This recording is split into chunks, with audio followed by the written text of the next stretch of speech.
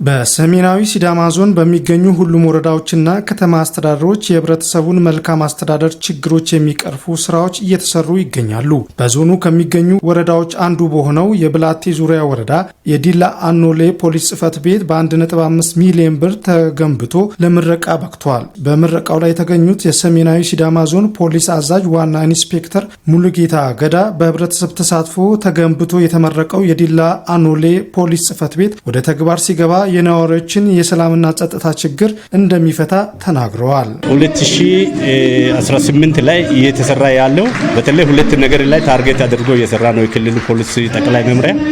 አንደኛ አቅም ላጡት ቤት ግንባታ ቤት ለሌላቸው ቤት ገንብቶ እየሰጠ ነው። አሁን ዘንድሮ ዓመት 16 እና 17 ላይ የፖሊስ ጽሕፈት ቤት ነበር እየተገነባ ያለፈው። ያንንም እየተገነባ የነበረው በህዝብ ተሳትፎ እየተገነባ ነው ያለፈው። ዘንድሮ በ2018 ደግሞ ወደ ህዝብ ጋር ቀርበን ፖሊስ ለህዝብ ጥያቄውን እዛ አጠገቡ ላይ ሆነን አገልግሎት ልንሰጥ ነው አቅለን እየሰራን ያለ ነውና ይሄ ማዕከልም ዛሬ ራቅ ያለበት ቀበሌ ነው። ይሄ በጣም ከፖሊስ ጣቢያ ራቅ ያለ ነው።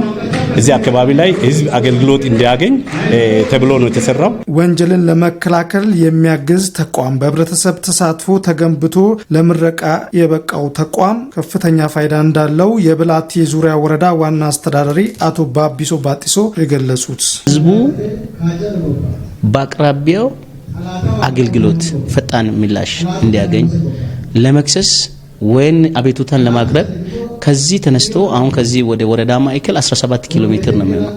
17 ኪሎ ሜትር ከሚጓዝ በየአቅራቢያው ጽሕፈት ቤት ተሰርቶለት የሚፈጠሩ ወንጀሎች ሲኖሩ እዛው እንዲፈቱ፣ ችግሮች ሲኖሩ ደግሞ ከዚህ ከአቅም በላይ የሚሆን ችግር ካለ እስረኛው በዚህ በቀበሌ ማዕከል ታስሮ ወደ ወረዳ የሚሄድበት ህብረተሰቡ በቀላሉ ፍትህ የሚያገኝበትን ስርዓት ለማስፈን ትልቁ ተቋም ነው። አሁን ባለንበት በዚህ በዲላ አኖሌ ቀበሌ በ1.5 ሚሊዮን በህዝብ ተሳትፎ የተገነባውን ጽሕፈት ቤት ነው እያስመረቀን ያለ ነው። በፖሊስ ጽሕፈት ቤቱ በርካታ የፍትህ አገልግሎት ለመስጠት መታቀዱን የገለጹት የብላቴ ወረዳ ፖሊስ ጽሕፈት ቤት አዛዥ ረዳት ኢንስፔክተር ጋሌሳ ጋልፋቱ ናቸው። ፖሊስ እንግዲህ ያለው ደሞዙ ነው፣ በደሞዙ ነው የሚንቀሳቀሰው። ካለውም አካፍሎ እጅ አጠር ማህበረሰብን ከማገዝ አንጻር በክልላችን የተጀመሩ የሪፎርም ስራዎች አሉ። ከሪፎርም ስራዎች ከኛም ወረዳ የጀመርናቸው ስራዎች አሉ፣ በርካታ ስራዎች አሉ። ከነዚህም አንዱ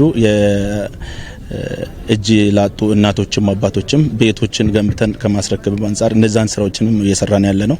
እዚህ እንግዲህ ያው ዲላ አኖሌ ዛሬ ተገንብቶ ለምረቃ የበቃው ይሄ የፖሊስ አገልግሎት መረጃ መቀበያና ስምሪት መስጫ ጣቢያ ነው ዛሬ እያስመረቅን የምንገኘው።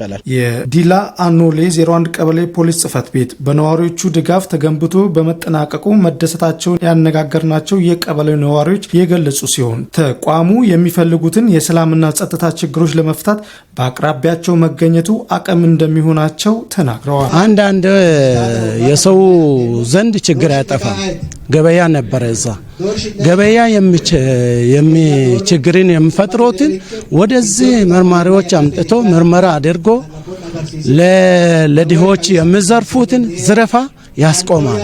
ስለዚህ እንን ነው የሚያደርጉት። ይሄ ቤት የሰራነው እንን ታዛቢ አድርገን ነው የሰራነው። ህብረተሰቡ ከዚህ እስከ ሌላ ድረስ ከፍሎ የሚሄደው ትራንስፖርት ጊዜ፣ ገንዘብ ያን ይቆጥባል።